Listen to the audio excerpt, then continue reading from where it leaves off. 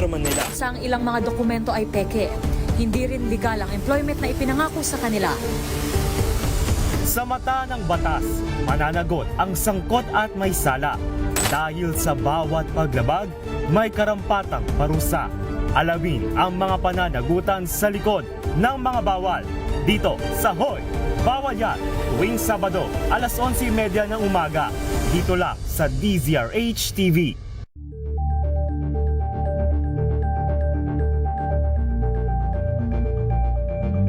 Maagang balitaan, maagang usapan sa mga issue at balita. Kasama si Kuya Angelo Palmones sa Magandang Umaga Pilipinas. Mula Lunes hanggang Biyernes.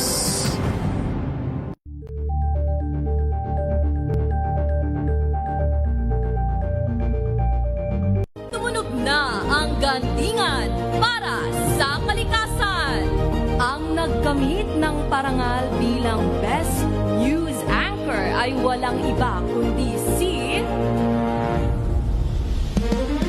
Angelo Palmones ng Magandang Umaga Pilipinas, DZRH Radio 666 kHz.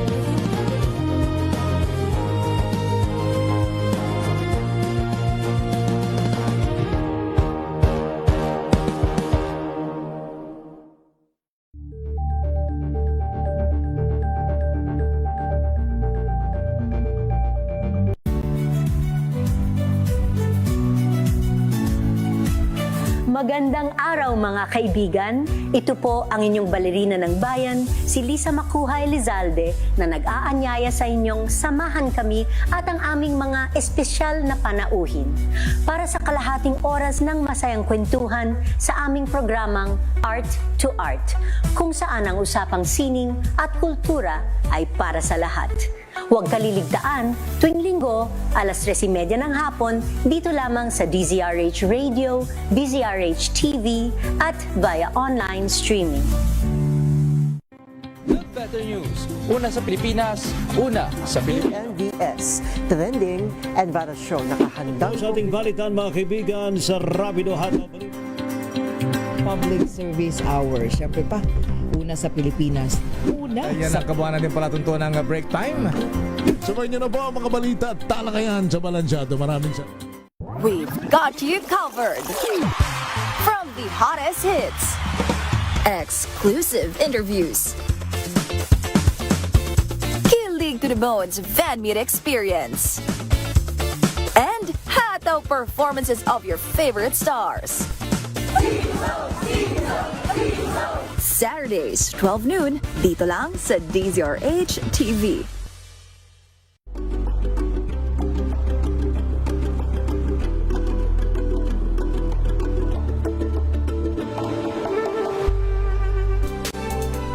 Oras sa buong Pilipinas, alas 11 na po ng tanghali. Wastong pangangalaga sa ating mga katawan. Iba't ibang karamdaman, paano nga ba maiiwasan? Dekalidad na doktor, paano nga ba malalaman? Pilipinas, narito na ang mga mahuhusay at lehitimong doktor sa programang Ang Galing Mo, Dok! Ang galing mo, Dok! Ang Galing Mo, Dok! Ang programang ito ay hatid sa inyo ng Unique Maximum Toothpaste, Maximum Fluoride para sa maximum protection at ng Philippine Dental Association. Magandang umaga, Luzon, Visayas at Mindanao. Faith Silver Clamor po ang inyong kasama. Ito po ang programang Ang Galing Mo, Dok, hatid sa atin ng ACS Unique Toothpaste. Isang oras ng talakayan tungkol po sa ating oral health. Siyempre, kapartner po natin. Graduate po siya ng UP Manila noong 2008. Past President po ng Paranaque Dental Chapter. Makakasama natin Dr. Mia De Jesus. Doc Mia, good morning. Hello, good morning. Magandang umaga sa lahat na nakikinig ng Ang Galing Mo, Dok. And of course, ACS. Good morning. Good morning, Doc. At caries prevention ang pag-uusapan natin ngayon. At this moment, Doc, tumaas ba yung ranking natin? Di ba mayroong mga ranking yan? Di ba dati lagi tayong nasa top ng most caries? Kung di na maitatanong ng mga listeners natin kasi ano ba ang caries? Actually, ito yung sira sa ngipin. So pag bulok ang ngipin mo, ito yon. Ito yung bacteria na na nagsira sa ngipin natin. So technical term, caries, di ba? Para medyo maganda usapan natin, caries ang itawag natin dito. Ayan. At para samahan tayo sa ating discussion ngayong umaga tungkol po sa caries prevention, Prevention. Makakasama natin graduated from the University of the East Manila in the year 2018 with the course of Doctor of Dental Medicine. He passed the Dental Licensure Board examinations given by the PRC on 2019. His involvement in organized dentistry started as a member of Philippine Dental Association, holding various roles, committees, and chairmanships in the association. He is a proud member of the following organization: Alpha Pi Omega, Rotary Club of Parañaque. He's also a member of Midtown and Parañaque Dental Chapter Incorporated. His passion to teach gave him an opportunity to be a professor also sa National University Mall of Asia Campus College of Dentistry from 2021, and teaching various subjects to dentistry students of the NUCD on the year 2021 to 2024. He is a fellow also of International College of Continuing Dental Education on the year 2024. He also started his postgraduate masteral course year 2023 in Philippine Christian University, Manila, wherein finishing his master's in management, major in public health and administration. He also practices privately, located in Taguig, and also his parents' dental clinic in Parañaque, Cubao, and Quezon City. Currently, he is the president of Parañaque Dental Chapter from 2026 to 2027. Welcome natin sa ating programang Ang Galing Mo, Doc, Dr. Daryl John Anthony R. Martinez. Doc, magandang umaga sa iyo. Good morning po, ma'am. Ang haba pala ng intro ko. Okay lang yan, Doc. Huwag natin sayangin yung mga achievements na yan. Oo, tama yan. Ibig sabihin niya masipag ka. With a lot of affiliations, diba? Sige po. Salamat po for inviting us. So, ako po yung magre-represent sa Parañaque Dental Chapter, and here with me, ang aking ever-supportive na nanay ko. Yes, makakasama din po natin si Dr. Armin Martinez. Yes, Ayan, po. past president naman siya ng Parañaque Dental Chapter. Yes po. So, talagang minana ni Doc Daryl, no? Yung kanyang Mother and son. Wala na ating akong maisip na kasama. ibang kurso.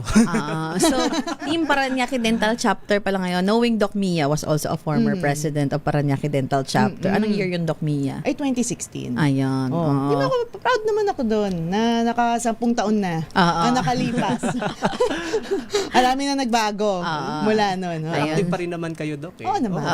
At saka si Doc Mia masipag yan dito sa ating programa, di ba? Yun na yung naging ni Doc Mia, yung kanyang advocacy. Ayan. So, Doc, sabi ko nga kanina, Doc Daryl, Doc Armin, pag-uusapan natin caries prevention. Yes po. So, parang pag sinabi kasi Doc Mia, sa dami ng mga naging topic din natin, parang very basic. Very basic. Yung caries prevention. Why is this important, Doc Daryl? Well, as na-mention nga, napaka-basic, pero yun yung pinakamadalas na napapabayaan. Kasi yung tipong kakain lang ng matatamis, kain lang ng kain, tapos di namamalayan, nasisira na yung ngipin. Ano yan? Cascading effect yan, kumbaga domino effect yan. Kung masira ang isang ngipin, hindi namamalayan, sasakit yung buong panga. Pag napabayaan, syempre, papabunot lang yan. Kung nabunot, ibang ngipin maapektuhan. Maraming mga sunod-sunod na pangyayari kapag hinayaan lang natin umusbong o lumala yung mga cavities or caries sa bibig natin. Marami po yan. Pwedeng magkasakit yung ating mismo mga panga, magkaroon ng mga systemic diseases, pasabihin natin may hypertension, baka mas lumala pa dahil yung mga mikrobyo minsan sisiksik yan sa mga gilagid natin. May mga possibility ganon. O kaya sa mismong dumi, yung dumi mismo ng ngipin dahil sa kakakain ng matatamis. Kung maliban sa mga kabutas ng ngipin, makakabaho din sa bibig natin. Ang daming pwedeng maging maging problema if pinabayaan po. Kaya sa simpleng bagay lang ng pag-iiwas sa mga caries, sa pag-iiwas ng mga matatamis, o kahit hindi lang maiwas, lesson lang yun sa mga matatamis. Kahit nga yung simpleng act lang na uminom ng tubig pagkatapos kumain ng matatamis, napakalaking bagay na yun. Malesen lang yung sugar sa bibig natin, yung ating mga matatamis sa bibig natin. At always, hindi dapat na papabayaan magsipilyo, lalo sa gabi. Tapos na yung show. Ang dami ko nang sinabi. Okay, the end na. Pero basically, very basic naman talaga ang caries, no? Pero sa isang sagutan nga, nasagot lahat ng Doc Daryl. Tapos na, okay na tayo. Lunchtime. Lunchtime pala. Pero very basic talaga siya. Pero kasi, it's one of the most common diseases sa Philippines and all over the world actually. Kasi ngipin yan Ilan ang ngipin natin sa bibig? 32 kasama ang wisdom tooth. 'Di ba? So, ang daming pwedeng tamaan ng caries. Kaya very, very common, very basic. And ang problema dyan, siya yung usually napapabayaan din. Yes. Pero Doc Mia, basic, pero paano nga ba nabubuo talaga yung caries sa bibig? Kasi madaming factors siya. So meron siyang sa food na kinakain natin. Especially, binanggit na nga dito, kapag mahilig ka talaga sa matatamis, ang favorite food naman ng bad bacteria natin sa mouth. Of course, in the mouth, there is bad bacteria and good bacteria. Ang favorite food ng bad bacteria natin sa mouth is sugar. So halos lahat ng kinakain natin dito sa Pilipinas may sugar. Kaya yun ang i-breakdown ng mga bacteria natin sa mouth, 'di ba? Tapos pag nag-breakdown yan, magiging acidic yung mouth natin, matutunaw yung ngipin. 'Di ba? And madami pa. O sige, dagdagan mo na O, Doc. dagdagan natin. Oh. Actually, apat yan. Apat na factors yan eh. Hindi pa tapos si Doc. Hindi pa tapos. So, Marami pa bibigyan yan. ko siya ng chance. Sige, explain ko lang yun. Sa mga nabanggit nga ni Doc about sa pagkain, mga matatamis, maliban doon sa bacteria, sinabi ko yung apat, maliban doon, yung oras. Imagine niyo yung nakakumpul lang o nakasiksik lang yung mga matatamis sa ating mga ngipin. Kailangan niya ng oras bago magsimula magkasira. Yung tipong mga parang kumukulo sa ating ngipin, or the term is parang nag-ferment sa sa loob ng So ngipin. it will take time. Hindi naman yan dapat. Hindi siya instant. Hindi siya instant. Hindi naman pag kumain ka ng sugar, sira agad yung Hindi ganun yun. Yung tipong linggo o kaya araw pa lang. Mga it takes days, weeks, ganun kalala yung pagpapabaya sa ngipin. Yung tipong hindi man lang magsipilyo, hindi uminom ng kung ano, inom-inom lang ng soft drinks. Ayun, it will take some time. Afterwards, yung mismong ngipin, yung surface ng ngipin, pag magsama-sama lahat yan, dyan na magsisimula na magkaroon ng sira. Yun, ganun lang yun. Yun yung apat na factors, which is yung mga matatamis, yung acid na napoproduce ng bacteria, tapos yung oras na it will take time na masira yung mismong ngipin, at yung mga areas na kung madaling masiksikan ng mga bacteria at ng mga pagkain. Minsan yung mga maliliit na sumisingit sa bagang natin, yung mga linya-linya, yung mga pits and fissures ang tawag doon eh. Magsumiksik lang doon yung mga matatamis. Mga ilang araw o ilang linggo, doon pa lang magsisimula magkaroon ng mga cavities or caries. Ayun ha. So again, hindi yan instant. So ang lagi nating pinapoint out kapag caries, Doc Mia, yung pagsisipilyo. Pagsisipilyo. Oo. Hindi naman porket hindi siya instant, hindi rin instant ang inyong pagsisipilyo. No? Dapat everyday pa rin. Kasi the reason is, hindi kasi tayo talaga super perfect every time magsipilyo. 'Di ba? Parang paminsan may namimiss tayong isang area pag nagsipilya tayo, 'di ba? So para hindi siya mabuo, 'di ba? Kahit sabihin natin na after 24 hours saka pa lang talaga 'yan magbi-build, no? Yes. Parang hindi ibig sabihin after 24 hours ka magsipilyo, kaya lang baka yung isang sipilyo mo may namiss kang area, tas doon magkakaroon ng cavity. 'Di ba? Kaya dapat at least twice a day ka nagsisipilyo. And about the timing also, lagi rin natin nababanggit dito dahil nagiging acidic nga yung bibig natin kapag nagkumain tayo, no? Especially with sugary food. Madaling matunaw ang enamel natin o yung ngipin natin. So, mag-wait tayo ng mga 30 minutes, ganon, bago tayo mag-toothbrush after eating. So na-mention mo din kaya Doc Daryl na it can also cause some systemic diseases or can be connected. Bakit nangyayari to, Doc? Well, for example, nagkabutas na yung ngipin. Tapos ito yung mga punto na pumasok na yung mikrobyo sa loob ng bitukan ng ngipin, or ang in medical term is pulp, yung pinaka core ng ngipin. Pag once na infected na yung mismong laman loob ng ngipin o yung pulp ng ngipin, papasok yung mikrobyo, yung bacteria, and connected pa rin siya sa mga blood vessels sa ating panga. And syempre, connected yung blood vessels sa ating katawan in general. And not only that, pumapasok din yan sa mga gilagid natin. There may be a possibility or there may be a chance na baka sisiksik yung mga mikrobyo at lalangoy-langoy yan, magfa-flow lang yan sa blood vessels natin until eventually magkakaproblema sa ating puso. Yun yung nagkakapag-cause ng either high blood or wag naman sana yung mga rheumatic heart diseases na ang mga main culprits is yung mga bacteria na nanggagaling din sa ating bibig. So, isa sa mga nakakatakot na problema kapag pinabayaan ng ating mga ngipin o pinabayaan sa pagsisipilyo alone. Although, again, it takes time. Yung tipong antagal sa pagpapabaya. Ganun po. So, Doc Armin, sa mga nagsasabi naman, Doc, kasi usually lalo sa mga Pilipino, okay lang masirang ngipin, hindi pa bunot natin, di ba? May mga ganon. Anong masasabi mo doon, Doc? Kapag yun nga, pinabayaan yung caries, pabunot ng ngipin, ano naman ang pangit sa ganon, Doc? Ang problem kasi, pag binunot na natin yung ngipin, so ang mababawasan yung bone support, liliit yung bone. After that, dapat kasi kung let's say nabunutan, dapat i-replace natin ng denture or whatever, it's fixed or removable. Kasi yung function ng pag-masticate natin, the second one na function ng ating ngipin, ma-alter pag nabawas yung ngipin natin. Kaya talaga, after na, kumbaga let's say, wala na talagang pag-asa, hindi kaya yung root canal para ma-save, binunot na. So, dapat, after that, may replacement.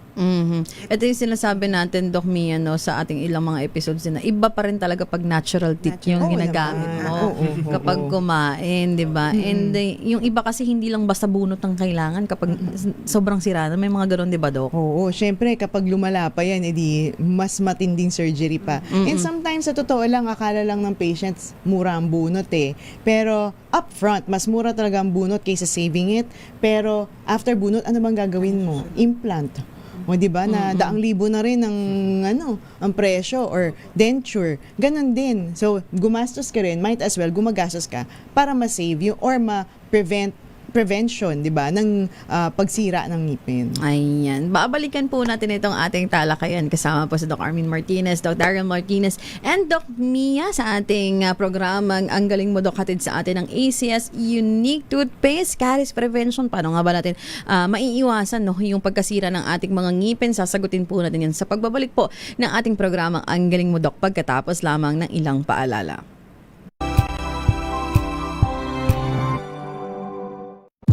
Wow, ang saya. Isang barangay na labada, puro mancha pa. Goodbye, pahinga. Mommy, isang laba lang yan sa Pride Bar Blue. May powerful stain-away enzymes na malupit sa dunit mansya. At di masakit sa kamay. Isang laba lang yan. Hello, pahinga.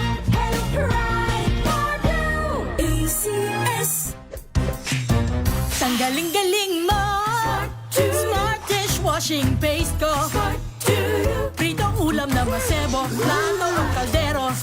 Tanggaling for everyday. Ganyan pag Smart ang dishwashing paste. May double tanggaling formula. Tanggal ang sebo, tanggal ang bakterya. Pahit para walang bahid, linis fantastic sa bells. Ang plastic number 1 ko to. Tanggaling-galing mo, Smart dishwashing paste. ACS. May nagbago.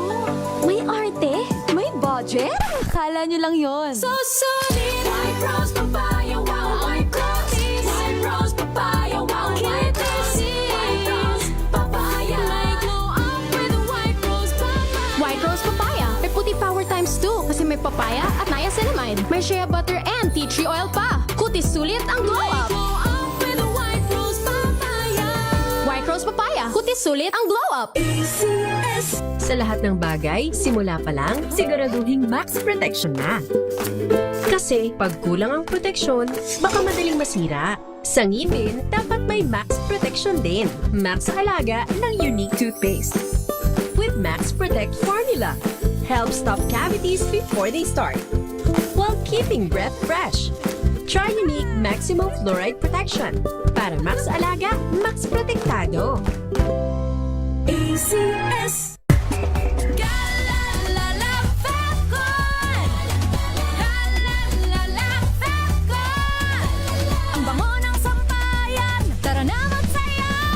Fabcon, amoy nakaka-joyful! Jiggy Manikad po. Bilang isang broadcaster, mahalaga sa akin ang tamang impormasyon. Sa lahat ng bagay, kahit sa food supplement, mapanuri ako. Kaya dito ako sa subok ng MX3 capsule. Ito'y may alpha, beta at gamma mangosteen. Para sa akin, sigurado ako sa MX3 capsule. Dito ako believe. Mahalagang paalala, ang MX3 capsule ay hindi gamot at hindi dapat gamiting panggamot sa anumang uri ng sakit.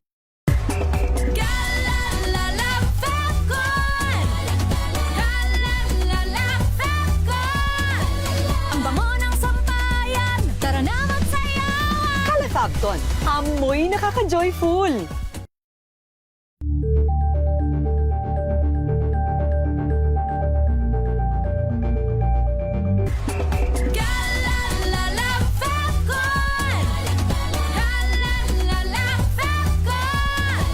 Ang bango ng sampayan, tara na magsayawan! Calefabcon, amoy nakaka-joyful. Tips kung paano malunasan ng sunburn. Alamin. This portion is brought to you by ACS Manufacturing Corporation, ISO certified, maker of world-class quality Pride detergent. Ayon sa Healthline, hindi maiiwasan ang pagkakaroon ng sunburn. Kung saan nariyan ang mararamdamang pagkahapdi sa balat, pangangati, at pagbabalat. Kaya naman, pinapayuhan ang paliligo ng malamig na tubig. Makatutulong din ang baking soda. Maglagay lamang ng 4 na kutsara nito sa 4 na basong tubig at saka ibaba dito ang isang towel at ilapat sa balat. Hindi rin syempre mawawala ang aloe vera. Pwede mo itong itahid directly sa iyong skin. At last step, magsuot na maluluwag na damit at uminom ng maraming tubig para bumilis ang paghilom ng sunburn. This portion is brought to you by ACS Manufacturing Corporation, ISO certified, maker of world-class quality Pride detergent. Maulan man, no worries na amoy kulob ang damit. Charm Fabcon, bangong kumakabloom, tanggal amoy kulob sa bango ng charm. Kaya gamit ko, Charm Fabcon with Bloom Fresh technology. Kills 99.9% of kulob-causing bacteria. May aroma burst pa of thousands of flowers and berries. Ang sampay sa loob, no amoy kulob. Bangong kumakabloom sa charm. Charm Fabcon. ACS. May nagbago. May arte. May budget. Akala nyo lang yon. So solid. White Rose Papaya, wow, White Rose. White Rose Papaya, wow, White Rose. White Rose Papaya. May glow up with White Rose Papaya. White Rose Papaya. May puti power times 2 kasi may papaya at niacinamide. May shea butter and tea tree oil pa. Kutis sulit ang glow up. Glow up with White Rose Papaya. White Rose Papaya. Kutis sulit ang glow up. ACS.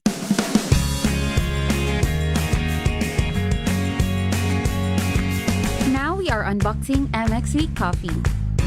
Each box has 10 sachets of low acid and sugar-free coffee. You can have it hot or cold. Bring it with you anytime, anywhere. Shop at Lazada, Shopee, and in leading drugstores nationwide.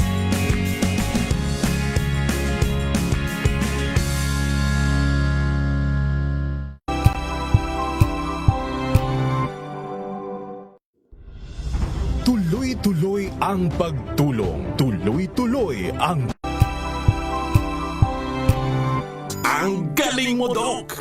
Ang programang ito ay hatid sa inyo ng Unique Maximum Toothpaste, Maximum Fluoride para sa maximum protection at ng Philippine Dental Association.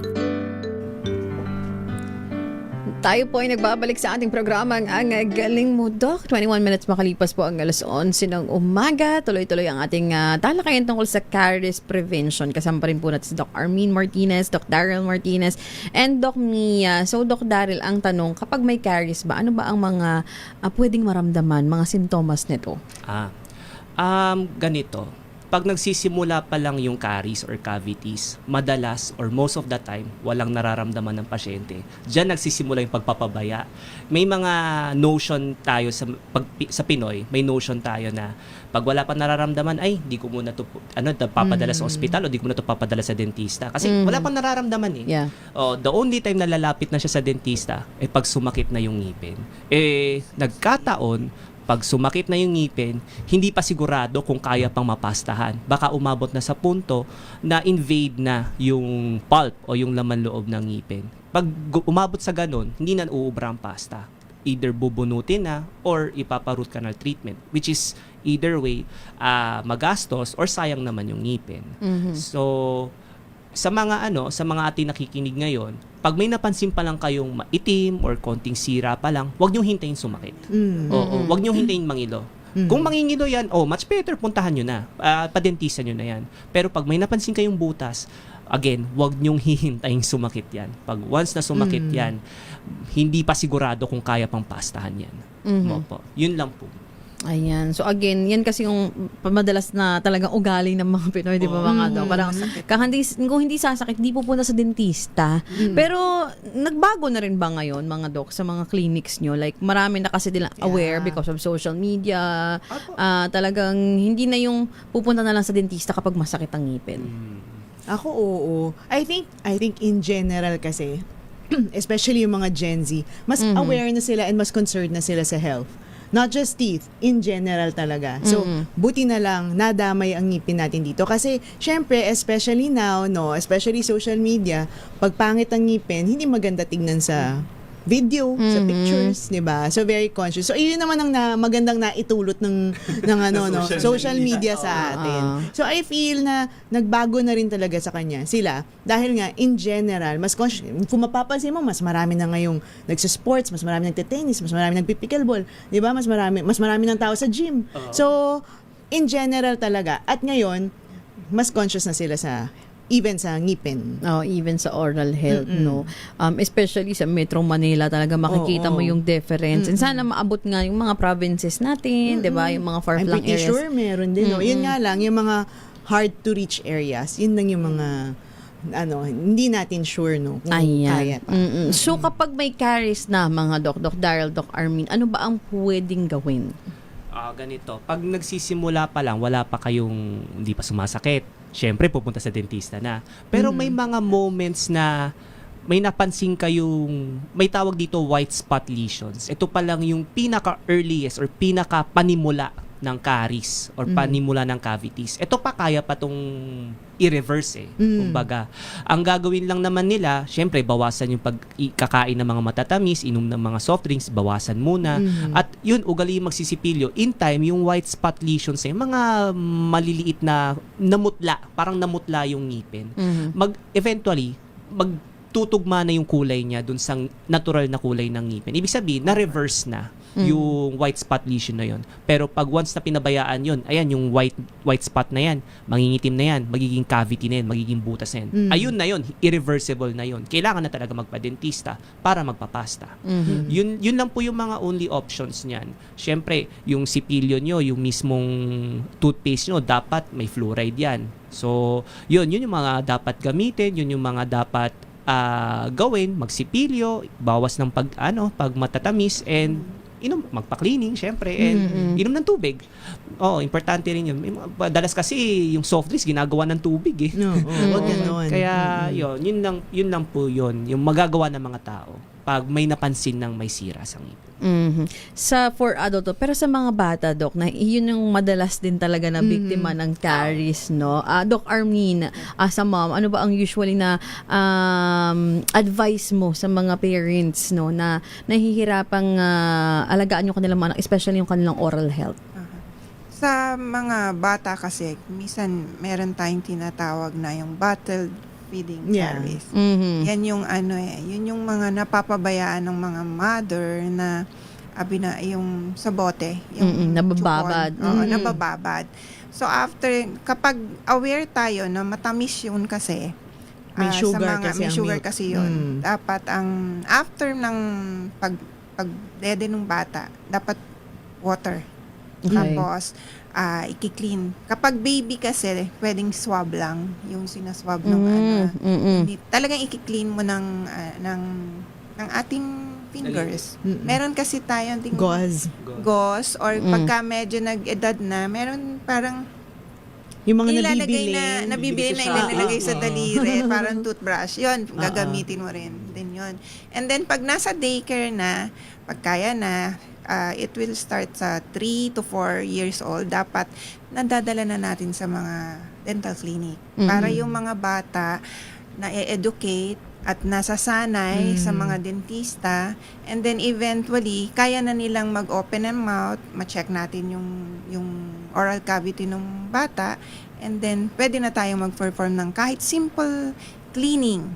And then pagka okay na, doon na papasok yung cleaning, and then after that, yung fluoride, and then pagka meron ng mga molars, nandyan na yung mga merong sealant na gagawin yung mga dentista. Kasi dapat talaga, yung mother is ma-introduce yung dentista na hindi sila kaaway. Hindi As in, kinakatakutan. Hindi nila kinatatukan kasi ang dentista is tutulong sa kanila para ma-protect, maayos yung ngipin nila. So, yun ang dapat talaga sa mga Ayan. So, very common din kasi, Doc Mia, talaga yung caries sa mga bata, Yeah. Doc, no? So, bakit, Doc, may nagsasabi na, totoo ba na nakakahawa ang caries also? Yes. Again, it's bacteria na nasa laway natin, di ba? So, napapasa mo yan. Kaya nga ako sa mga parents talaga, tapos may baby, tapos kunyari may yaya, may ate na nag-aalaga, sinasabi ko make sure na yung mga yaya, yung mga nag-aalaga sa kanila, ng mga babies nila, maganda yung ngipin. Kasi you'll never know, hindi matiis ng yaya, ang cute-cute ng baby, baka makis, di ba? Or even yung pag-blow ng food, di ba? So baka may bacteria na tumalsik dun sa pagkain ng baby, tapos ikakain dun sa baby, kakainin ng baby, baka mahawa talaga yung baby, especially mababa pang immune system ng mga babies, no? So, yun ang talagang sinasabi ko lagi. Kaya nakakahawa talaga siya. Kasi bacteria yan na naipapasa natin, na nasa laway lang ng tao. No? Aside dyan sa usual na tanong kung nakakahawa ba yung caries, Doc, dahil isa rin kasi sa mga tanong, nasa lahi ba ang pagkakaroon ng caries? O may mga mas tao bang mas prone, mabilis masira yung ngipin? Parang wala namang study na Parang ayokong maniwala, pero bakit parang meron din, ano? pwede, parang hindi. Parang pwedeng hindi. Kasi parang feeling ko nasa quality ng laway di ba? Parang baka mamaya yung quality ng laway ng mami. Pareho. Oo, acidic din, napas naman na naman. Or maybe napapasa kasi ng parents yung habits nila to the children. Baka yun yung most likely, di ba? Hindi siya genetics per Hindi se. siya necessarily genetic. Pero kasi makikita mo, sasabihin ng parent, di ba, na parang kasi kunyari pag mahina yung ngipin ng bata o bulok-bulok yung ngipin ng kids, di ba? Sasabihin ng parents kasi kami pangit talaga yung ngipin namin talagang sirain, di ba yung ganon? Pero I think it's really more of the cultural thing na yung habits nyo na ipasa dun sa bata. Or siguro, hindi well educated about the teeth yung parents, hindi maturuan ng maayos din yung bata. Yes. Parang ganun. That's why, dapat nasa dentist talaga yung kids. So, mayroon bang tamang paraan ng pagsisipilyo, Doc Daryl, para maiwasan talaga yung caries? Kasi, yung iba sinasabi, nagtututbrush naman ako palagi. Pero bakit may sira pa rin akong ngipin? Yun, di ba? Madalas na sinisipilyo nila, harap lang Tinabayanin ba kami? Or yung harap lang, pero yung sa may dila, hindi. Wala, gano'n lang. Tapos wala na, bye-bye. Done na, Siyempre, ang importante, yung mga bagang, huwag pabayaan. Tapos, yung pagsisipilyo, huwag nyo naman parang nilalagari yung ngipin. May iba kasi ang isip nila, pag madiin magsipilyo, mas malinis. Ang problema, yung mismong bristles ng toothbrush natin, parang yan, parang liha yan, parang sandpaper yan, na kapag kiniskis-kis mo ng mabuti, yung mismong ngipin, madadamage. Kaya may nangyayaring, pansin nila, nagsisipilyo naman, pero parang sa leeg ng ngipin, may parang hiwa o parang nagiging yellow na. Ibig sabihin, na-expose na po yung parang dentine or yung parang sa pinaka second layer ng ngipin. Yun yung hindi dapat ma-expose. Kapag na-expose yun, mangilo talaga. Mangilo yun sa mga pasyente. And yung technique kasi sa pagsisipilyo, syempre magsisimula ka sa bagang. Always magsisimula ka sa bagang. From sa pinakalikod, papunta sa harap, kabila din. Tapos wag din kakalimutan yung ating pangloob, yung malapit sa dila natin, malapit sa ngala-ngala. After mo malinis lahat, dun ka na, ang pinakahuli mo, yung dila mo mismo. May mga times kasi, yung kunyari kakain ka, may mga pagkain na medyo sticky, lalo na matatamis, sticky syempre, may nakasiksik pa rin sa dila. Meron pa rin mga ganun. Tapos syempre yung dila natin, kasing kulay sa kinain natin. Kunyari, kare-kare for example, kasing kulay na rin ng dila. Tapos hindi nag-toothbrush, hindi nga lang nadaanan yung mismong dila. Ganun pa rin yung kulay. Tapos, after everything, mag-brush ka, after mag-brush, mag-gargle, kahit imumog ka lang ng tubig, or better yet, mumog ng tubig na may asin, maligamgam na tubig na may asin. Tapos, flossing. Yung flossing, lalo sa gabi, importante. Kasi may mga hindi ma-reach ng toothbrush. Merong mga hindi maabot ng sipilyo natin na kaya maabot ng ating pagpo-floss. Yung mismong technique ng pagbabrush, circular yan. Paikot yan. Circular, from sa pinakalikod papunta sa harap. Tapos yun lang. Tapos repeat lang yan sa mga 3 times a day or 2 times a day. Pero ang pinaka-importante, as I've mentioned nung kanina, yung gabi, lalo na sa gabi. Yun yung pinaka-importante. Pagdating sa toothpaste na gagamitin ako sa napakadaming toothpaste ngayon, ano ba ang requirement ng mga dentista? Basta may fluoride. May kita nyo naman sa label na 1,500 parts per million na fluoride content. Yun ang pinaka-importante sa adult. Yes. Ayan. At pag sinabing 1,500 ppm sa toothpaste, meron po niyan sa Unique Toothpaste. Oras sa buong Pilipinas. 33 minutes makalipas po ang alas 11 ng umaga. Magbabalik po kami dito sa programang Ang Galing Mo, Doc.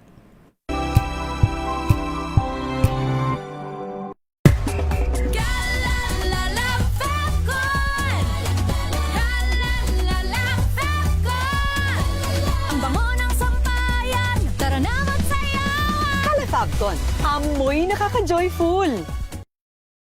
Sa puso ng kalikasan, natatangi ang prutas ng mangosteen. Ito ay nagtataglay ng antioxidant compounds na alpha, beta at gamma mangosteen. Ang MX3 capsule ay isang food supplement na gawa sa natural na mangosteen. Ito ay tested and proven to help avoid knee joint pain discomfort para iwas-iwas sa sakit with long-term supplementation 2 capsules daily. MX3 capsule. Tunay, natural at original. Mahalagang paalala, ang MX3 capsule ay hindi gamot at hindi dapat gamiting panggamot sa anumang uri ng sakit.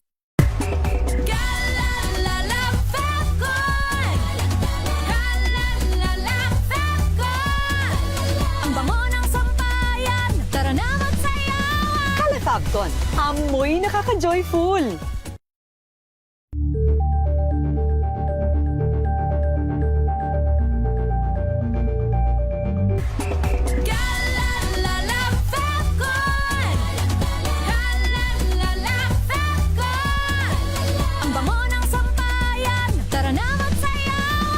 Fabcon, amoy nakaka-joyful!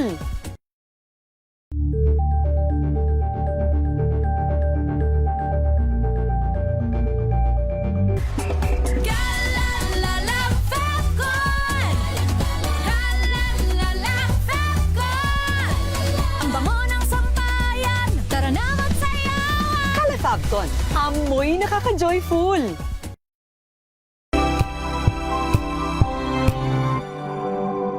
Wow, ang saya. Isang barangay na labada, puro mancha pa. Goodbye, pahinga. Mommy, isang laba lang yan sa Pride Bar Blue. May powerful stain-away enzymes na malupit sa dumit mancha. At di masakit sa kamay. Isang laba lang yan! Hello, pahinga. Hello, Pride Bar Blue! ACS! Hello, Washi! Laundry day na naman! Yay! Anong meron? Mancha ng chocolate, putik, may libag pa! Kaya natin yan! With Pride Washing Machine Detergent, may triple stain-away formula. Tanggal ang makapit, madikit, at malupit na dumit mancha. Kaya easy-easy ang labada. Mula noon hanggang ngayon! All you need is pride! All you need is pride! ACS! Tinesting, sinuri, siniyasan. Ang resulta? Super effective ang Shield sa pagpatay ng bakterya at virus. Shield Antibacterial Soap. Believe ang mga eksperto sa Philippine Nurses Association. At si Mami. Tiwala ako sa Shield. Shield Antibacterial Soap. Napatunayang mabisa. Ang mga nurse, tiwala. ACS!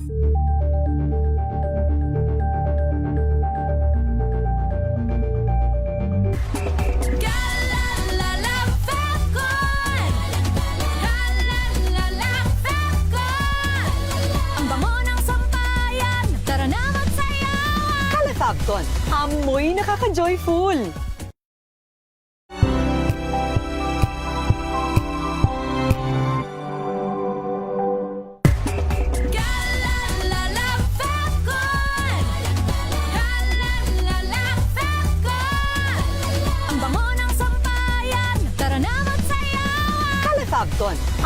Amoy nakaka-joyful.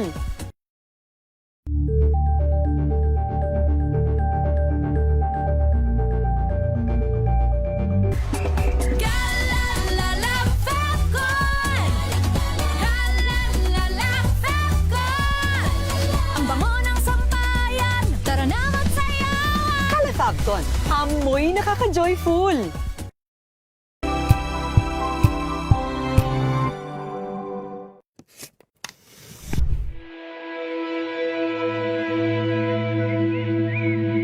Mulat sapol, no? Parang yun ang naging joke na parang gusto mo maputol ang puno, punta ka sa DNR. Pero kasi ano na yan parang nangyari na hinahabol mo na lang sinusubukan mo na lang gawin okay yung pinahintulutan mo. Babalik at babalik pa rin siya na dapat ma-hold into accountable yung mga pumayag. Actually, yung namimiss kasi ng DNR dun sa debate dito is hindi siya usapin kung i-earthball natin yung mga puno. Ang usapin siya is ba't nila pinayagan yung project in the first place. This is a room para sa kanila, parang pagnilayan nila or mag-self-assessment sila bilang isang ahensya na talaga bang na-fulfill natin yung mandato natin.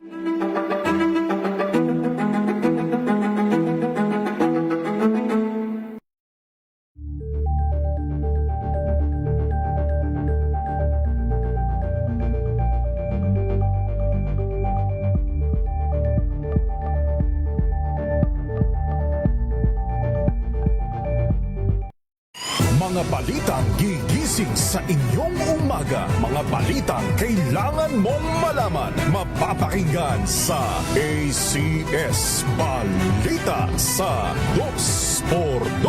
Kasama sina Anthony Taberna at Jerry Baha. Lunes hanggang Biyernes. Medical Broadcasters, ang galing mo, Doc! Ang programang ito ay hatid sa inyo ng Unique Maximum Toothpaste, Maximum Fluoride para sa maximum protection at ng Philippine Dental Association. Nagbabalik po ang ating programang Ang Galing Mo, Doc. Kasama niyo pa rin po Faith Salaver, Clamor, 40 minutes makalipas po ang alas 11 ng umaga. Kasama pa rin po natin ang ating mga friendly dentist mula sa Parañaque Dental Chapter, Doc Armin and Doc Daryl, and pinag-uusapan ang caries prevention. Pero Doc, sabi nga natin, marami pa rin talaga ang nagkakakaries sa Pilipinas. So if sira na yung ngipin, meron ng bacteria, ano ba ang mga pwedeng gawin, Doc, para ma-save ito? Pwedeng sana kung hindi pa umabot sa laman loob yung sira, kaya pang pastahan, bisita sa dentista. Pero pag once na umabot sa laman loob ng ngipin, yung sira, yung bacteria, yun yung tinatawag na pulp. Dalawa lang ang options yun yan. Either bubunutin natin o root canal treatment. Kung bunot, wala na, paalam na sa ngipin. Mag-isip na lang kung magpapagawa ng pustiso or fixed bridge, magastos yun. Yung other option, which is root canal treatment, yun yung parang sinesave o sinasalba pa yung ngipin. So, ang ginagawa doon, tatanggalin yung infected pulp o yung mismong laman loob ng ngipin na na invade na ng bacteria, tatanggalin yan, lilinisin yung laman loob ng ngipin, yung pinaka dulo ng ngipin, lilinisin. Tapos, may i-fill na medicament and may i-fill na gutta perca para ma-seal yung pinakaloob ng ngipin, and pwede na siyang parang good as new na yung mismong ngipin. Although, ang problem pag na root canal, may possibility medyo brittle. Hindi siya katulad ng natural na ngipin na healthy tooth na mas matibay pa rin yung natural tooth. Kaya, the best pa rin is prevention. Mm-hmm. Aside from that, Doc Mia, may mga instances ba na hindi na nga kayang i-save ang ngipin? Ano yung anong mga factors tinitingnan nyo, Doc? Ako, masasabi ko dyan, right now, sa dami ng mga bagong materials, dami ng mga bagong techniques, no, and instruments, bihira na yung hindi nasa-save. So, pag hindi, kailangan, yung masasabi na lang namin na kailangan na talaga bunutin, pag number 1, sobrang mobile ng ngipin. Gumagalaw na siya ng sobra-sobra. Paminsan nga, pitikin mo na lang. Wala na. Gumagalaw pa di ba? One time, naalala ko, meron akong pasyente, kinikleaning ko lang, natanggal na yung ngipin eh. So, medyo ibig sabihin kasi nun, wala na talagang buto yung ngipin. So, wala na talagang support. So, medyo ka na, parang hindi na talaga maganda yung chance ng ngipin na mag-survive. So, mostly ganon. Or number 2, hindi kailangan yung ngipin. Kumbaga, usually, mga wisdom teeth na impacted naman, di ba? Tas nabulok, yung mga ganyan, nagiging cause of pain, nagiging cause of problems, tanggalin mo na lang. So, yun usually yung mga binubunot namin. Also, kapag mahirap, financial constraints, di ba? So, yun din naman mga considerations. Pero, yun nga sasabi namin, pag nagbunot ka ng ngipin, gagastos ka rin naman for the restoration. So, i-weigh nyo na lang yung options nyo. Kasi right now talaga, napakadami ng ways to save a tooth. So, hopefully, makonsider ng mga pasyente na hindi na talaga kinaya ng any preventive measures yung para ma-save yung ngipin, is para na mag-save ng ngipin than the bunot. Doc Armin, may mga question kasi tayo, Doc, na kailangan din ba ng mouthwash para hindi talaga magkaroon ng caries? Case to case. Kasi ang mouthwash, meron kasing sinasabing normal oral flora yung ating bibig. So, kung masyado kang dependent sa mouthwash, na-alter mo na yung talagang natural dun sa ating bibig. Siguro, hindi ko i-recommend na lagi ka mag-mouthwash. Hindi. Mas okay lang yung regular na water. Pwedeng may asin, pwedeng wala. Yan yung mga usual tanong ng mga pasyente. Doc, alagyan po ba namin ng asin? Pagka ganun, sabi ko, pwedeng meron, pwedeng wala. Pero dun sa mouthwash, okay lang na mag-mouthwash ka, pero hindi religious, hindi yung madalas. Doc Daryl, isa sa mga question din natin, Doc, no? Kapag umabot na daw sa parang infection na nabanggit mo nga daw kanina, ang cavity, anong pwedeng mangyari? Ito na yung nakakatakot. Either mamamaga na yung pisngi nyo, tapos kapag pinabayaan pa, lalaki at lululobot lang yung pamamaga. Umabot sa punto, either mag-o-obstruct na sa lalamunan nyo, hindi kayo makakahinga. Life-threatening yun. Kasi as in, ang laki na talaga ng pamamaga. Either yon pupunta sa taas yung infection. May mga sad to say, nakakalungkot. May pumupuntang pasyente sa klinik ko. As in, pulado na yung mata. As in, isang mata niya, parang akala mo black eye, pero hindi eh. Magang-maga. Simula dito sa taas ng labi, papunta dito sa isang corner ng mata. Pag yan, pinabayaan pa, dediretso utak yung bacteria. Yun na yung parang life-threatening na rin. Sad to say, may na-encounter ako ng ganung pasyente na pinabayaan lang. Ilang araw niyang tiniis, ilang linggo, Doc, tiniis yung sakit. Parang matagal. Buwan. So, kumbaga, parang ang ngipin mo naman is binibigyan ka ng chance and opportunity na kasi para umakit ng gano'n, malamang ang tagal ng sumakit. Ang tagal sobra. Nagtiis ng ganung katagal. Tapos, yung tipong paiyak na siya kasi namamagay, as in pulado yung isang mata niya eh. It's bloodshot red talaga yung mata niya eh. Then, ang pinaka-option niyan, hindi naman agad bunot eh. Kailangan aggressive antibiotic treatment na yan. IV infusion na yan. Literal sa ospital na po siya kung ganon. Imagine niyo po, ma-hospital kayo, ma-admit kayo dahil lang sa sakit sa ngipin. Yun yung nakakalungkot na nung kundi sana napabayaan, hindi ka sana ma-hospital. Ganon kalala po yung mangyayari if pinabayaan po. Kaya nga sinasabi ko rin usually sa patients and even here sa show, parang kung sinabi na sa inyo ng dentista na may cavity ka, pagawa mo na agad. Kasi wala nang ibang pupuntahan yan, kundi lumalala. So, papastahan mo agad. If ever, yung mga sinasabi kanina ni Doc na mga white spot tissue, yung nagsistart pa lang, yun pwede mo pang agapan. Sasabihin din naman ng dentista, hindi mo pa kailangan ngayon pastahan to, pero alagaan mo, di ba? Parang dapat after 6 months, nasa clinic ka. Para makita natin kung nagstay na ba siya that way or lumala. Kasi pag lumala, saka natin pastahan. And pwede rin tayong magkaroon ng mag-treat with fluoride treatment, no? Sa clinic. So after cleaning nyo, magpa-fluoride treatment para medyo ma-boost yung fluoride nung ngipin, na mga ngipin natin. Not just that tooth, everything. So aside pa to sa toothpaste, sa kailangan 1,500 ppm yung fluoride. So mas malakas na fluoride dun sa clinic. Ayan. 47 minutes makalipas po ang alas 11 ng umaga. Magbabalik po ang ating programang Ang Galing Mo Dok, hatid sa atin ng ACS Unique Toothpaste. Magbabalik kami pagkatapos po ng ilang paalala. Alamin ang mga maiinit na isyung pambayan, mga balitang kailangan mong malaman, usapin sa pamahalaan, politika, ekonomiya at kabuhayan. Ito ang mga dapat mong malaman, pakialaman at pag-uusapan dahil kayo ang tinig ng mamamayan dito sa Damdaming Bayan. Live sa DZRH Radio, DZRH TV at DZRH Digital. Kasama sina Lakay, Deo Macalma at Elaine Apit. Araw-araw, Lunes hanggang Biyernes. Damdaming Bayan.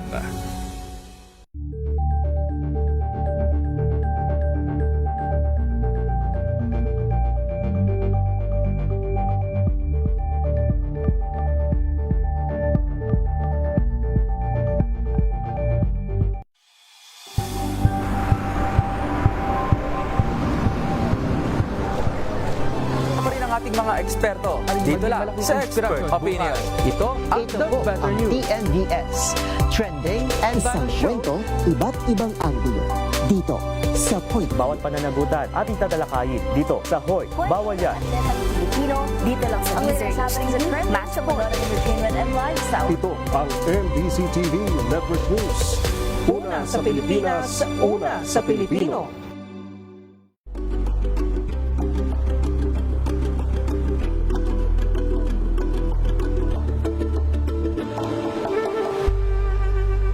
Tumunog na ang gandingan para sa kalikasan.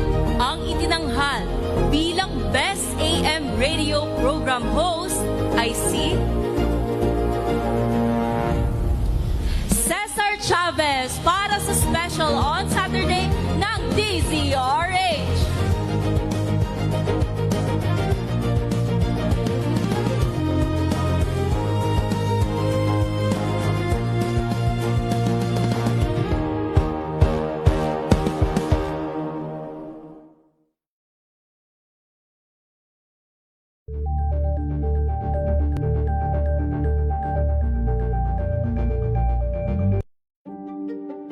Buklatin ang mga pahina. Pakinggan ang boses ng lipunan. Tunghayan ang mga issue mula sa ibang katayuan. Nakakalungkot kasi deserve ba namin ng ganito? Na hindi nila alam kung ano talaga yung kanilang mga karapatan.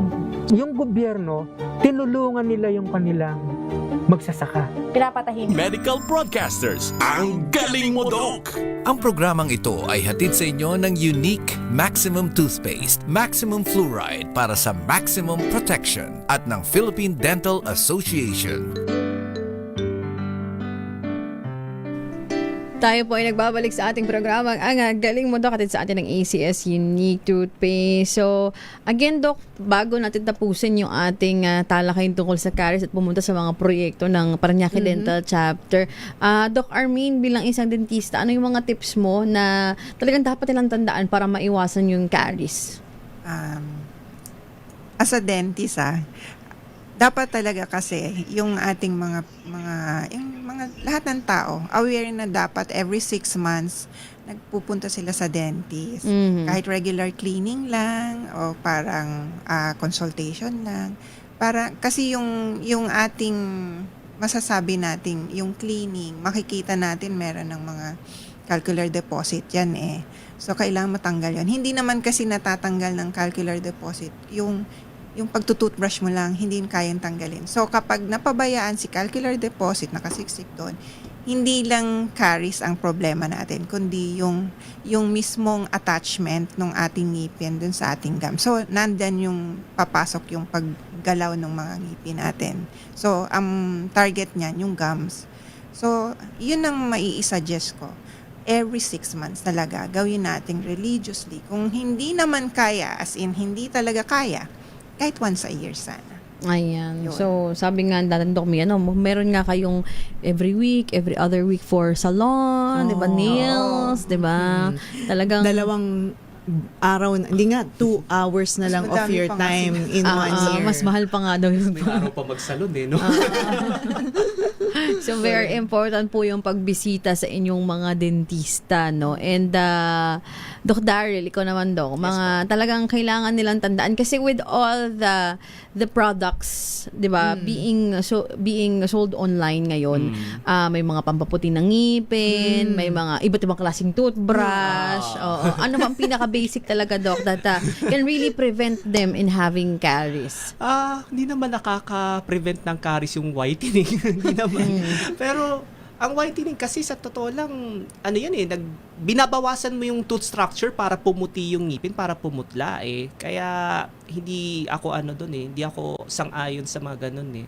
Pero yung para ma-prevent yung mismong caries, aside sa sinabanggit ko kanina na gumamit ng any toothpaste na may 1,500 parts per million na fluoride, kahit yung simpleng act lang na kapagkatapos mo kumain or lalo na pagkatapos mo kumain ng mga matatamis, sugary drinks, soft drinks, whatever, pagkatapos mo kumain ng mga ganung pagkain, inom ka agad ng tubig.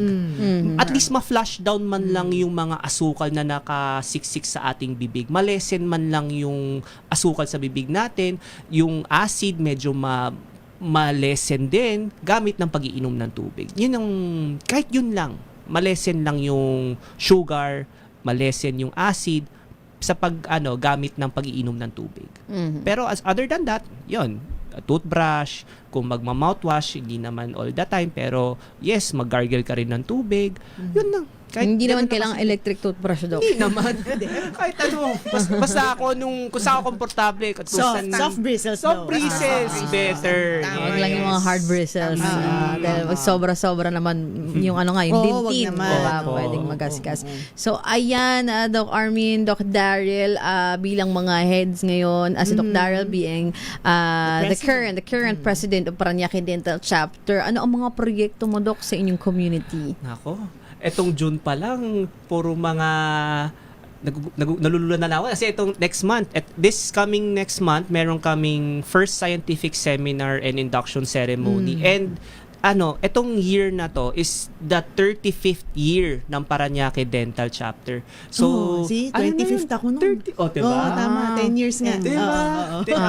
So, parang medyo may konting milestone na na-achieve na tumagal so far si Parañaque Dental. It all started in 1990 and it's still ongoing up until now. So, medyo special ang aming event sa induction ceremony. It will be held at Manila Hotel on July 3. Other than that, meron kaming mga other projects in the community in Parañaque.